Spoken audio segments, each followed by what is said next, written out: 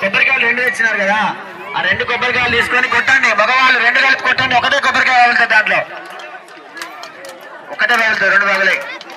ఓం యాపలేరియాబల చెంబులు పట్టండి, ఆ నీళ్ళ చెంబులు పట్టండి, మీ ముందున చెంబులు పట్టండి. ఓం యాపలేరియాబల పుష్పాయ పుష్పనే మాత్రమే కొట్టాం. కొబ్బరికాయలు మాట్లాడుతున్నాయి మీరా,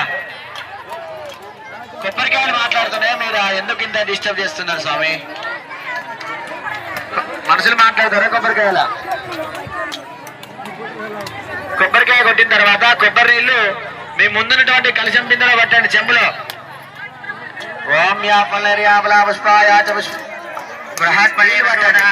కొబ్బరికాయ తక్కువ పెట్టిగా. ఇంకోటి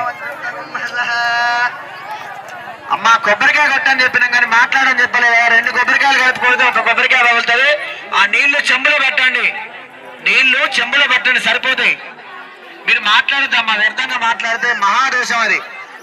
వేరే వేరే పూజల కాడ మాట్లాడిన ఏం కాదు, కానీ హోమ కార్యక్రమం దగ్గర తదాస్ దేవతలు అంటారు, పిచ్చి పిచ్చి మాటలు మాట్లాడితే మనం ఏ కోరిక కోరుకున్నా తీర్చేటువంటి భగవానుడు యజ్ఞేశ్వరుడు. యజ్ఞ దేవతలు యాగశాల కట్టుకున్నాం, హోమగుండాలు ఏర్పాటు చేసుకున్నాం.